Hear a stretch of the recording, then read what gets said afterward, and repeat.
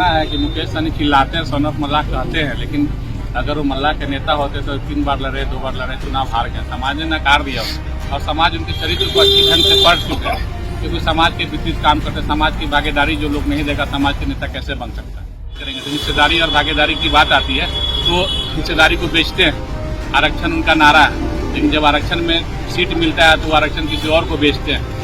चिल्लाने वाले लोग चिल्लाते रहते हैं, नकली लोग का काम है चिल्लाना, भीड़ इकट्ठा करना और बेचना। भागे क्यों भाग रहे? आज जीतनराम मांझी जी के पास 4 विधायक, उनके समाज के लोग किसी भी सूरत में उनको छोड़ के नहीं जा रहे हैं। इनके समाज के लोग होते तो 4 विधायक छोड़ के नहीं जाता था, आज मंत्री बने होते। नहीं समझ पाएंगे अच्छे लोग का विजन वाले लोग को जब तक जनता नहीं चुन के सदन में भेजेगी तब तक ये चलता रहेगा। ये होता क्या है कि अति महत्वाकांक्षी लोग राजनीति में आ जाते हैं, तो सुबह में घूमते हैं, शाम में उनको लगता है कि हम सदन में चले जाएं, रात में सोते हैं, सुबह उनको एमपी बनने का शौक सवार रहता है। तो जनता से उनको कोई मतलब नहीं है, वो अपनी तरक्की की बात करते हैं, जनता कहाँ जाए उससे कोई मतलब नहीं। तो अति देखिए, मैं पूर्व से भी बोलते आ रहा हूँ, मुकेश सहनी व्यापारी, ठीक है, तो व्यापारी है तो उनको टिकट खरीदने वाला, बेचने वाला लोग चाहिए। उनको समाज सेवी लोग से नफरत है, वो समाज के लोग को टिकट देते नहीं है, समाज के नाम पर भीड़ इकट्ठा करते हैं और टिकट खरीद बिक्री का उनका पहले से पेशा रहा है। तो उसी कड़ी में संजीव मिश्रा जी अच्छे व्यवसायी हैं, अच्छे पैसे वाले लोग हैं, तो उनको तो ऐसा चाहिए ना। अभी इलेक्शन आ रहा है, अभी 24 में लोकसभा में 3 टिकट मिला था, तीनों उन्होंने बेचने का काम किया। समाज में किसी निषाद मल्लाह किसी को उन्होंने टिकट नहीं दिया, दूसरे समाज के लोगों को टिकट बेचा। मल्लाह भीड़ जुटाता है और टिकट बेच समय की बारी जब आती है तो किसी और समाज को पैसा लेके बेचते हैं, तो उनका तो पेशा रहा है।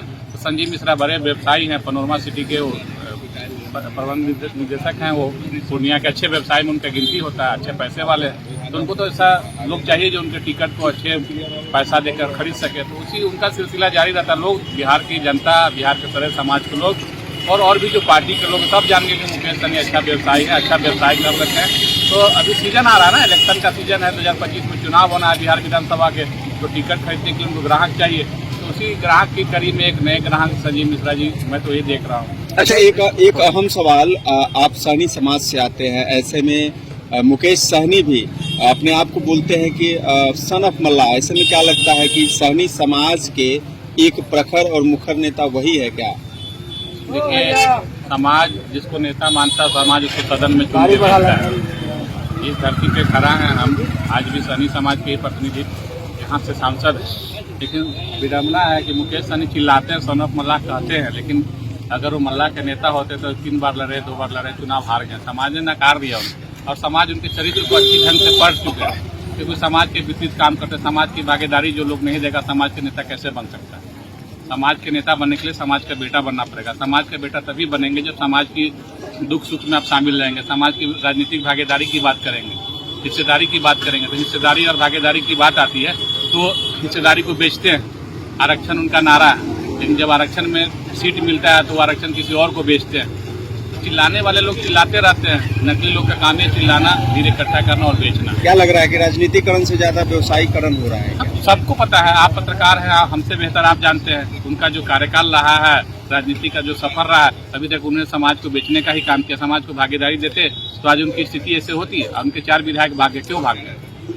आज जीतनराम मांझी जी के पास 4 विधायक, उनके समाज के लोग किसी भी सूरत में उनको छोड़ के नहीं जा रहे हैं। इनके समाज के लोग होते तो 4 विधायक छोड़ के नहीं जाता था, आज मंत्री बने होते।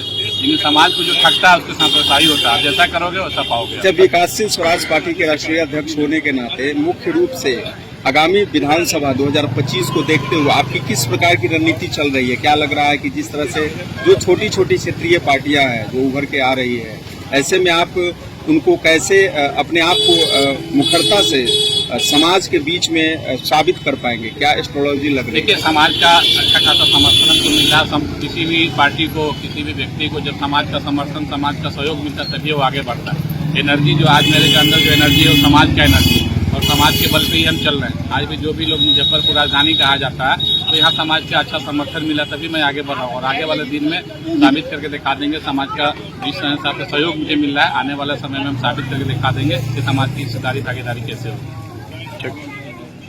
एक अंतिम सवाल, राजनीति में जो दल बदल की जो परंपरा चलते आ रही है, तुरंत लोग अपने चोला आवरण को बदल लेते हैं, ये परिपाटी आखिर कब जो है समाज में जो दिग्भ्रमित करने वाली जो बात आ जाती है, जनता समझ नहीं पाती है कि आखिर हम किसको वोट करें और किसको सपोर्ट करें।